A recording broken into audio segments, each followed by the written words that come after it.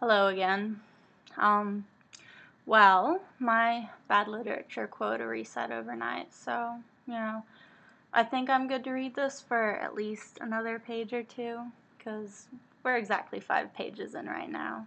It's pretty awful. Skipping ahead a little because it's just so much talking and explaining everything instead of being like a good story where there'd be dramatic tension and surprises and things aren't just thrown all out. It's like you can't play poker if everybody else sees your cards. So, I don't know, man. But recap, apparently they teleported to the demon world, and of course Shizuku is still sitting in Duga's lap, and some bitch with 3 eyes came in, and Shizuku freaked out and then was like, okay, whatever, 3 eyes, that's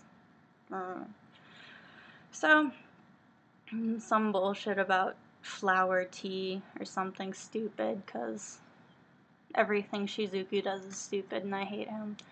But anyway, so here they are, Shizuku sitting in Duga's lap, and Duga is being stupid, rapey asshole, as you would expect since he's obviously the top in this story. By the way, I think this is kinda weird, he said to Duga, gesturing to his position on his lap. Really? Yes, please let me down. No. Why not? Because I want to keep holding you like this, Duga said simply, and squeezed him closer.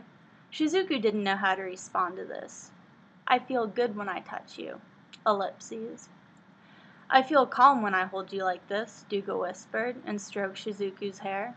His hands gradually started getting lower, and he stroked his neck and back. For a moment, Shizuku was spellbound, and thought how good it felt. Duga's hands felt warm, and it was like some strange power was being funneled into him. He sighed. He began to wonder if there was a kind of electricity coming from Duga's hands, and he felt all the tenseness leave his body. After he had completely relaxed, there was another knock on the door. Guess they're here, Duga murmured. He told them to enter, and Shizuku watched his father and brothers come into the room, all with concerned looks on their faces. Dad! A chill went down his spine, and his nervousness returned. His body instinctively moved to run over to his family, but Duga held him firmly and wouldn't let him go. Shizuku struggled and tried to break free, but it was no use. Let me go! You want to go to them instead of staying with me? Of course. He didn't even have to think about it. Why would he want to stay here with this man he barely knew instead of returning to his beloved family? Duga made a displeased face and said in a low voice, If you say you're choosing them, I'll get rid of them. What? I don't mind if my kitten claws me, but I wouldn't forgive it if it sought another owner.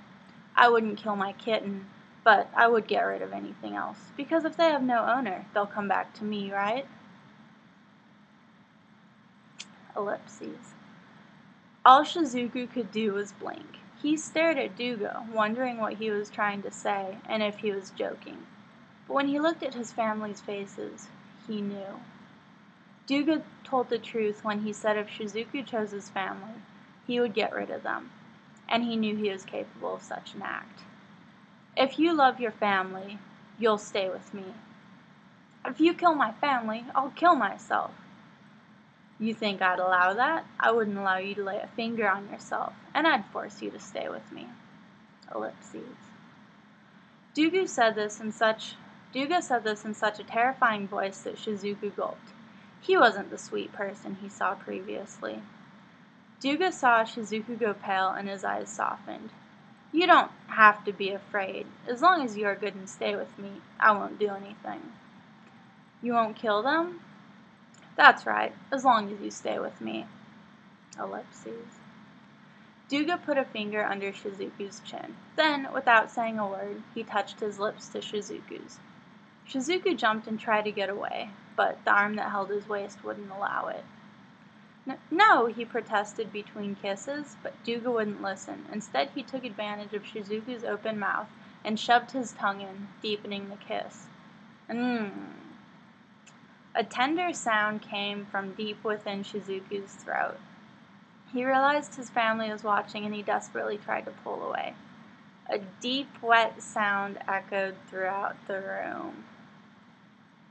Finally, Duga released him, and Shizuku's cheeks flushed red. His weak body collapsed against Duga's. Duga stared at him with a tender look on his face and stroked his cheek.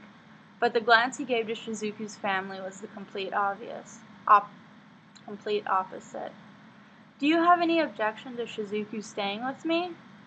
None of them could respond. Yeah, okay, this is... Feel bad for this kid, but he's stupid.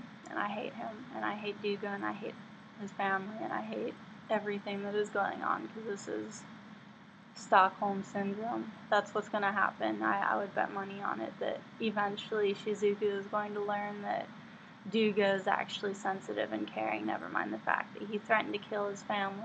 And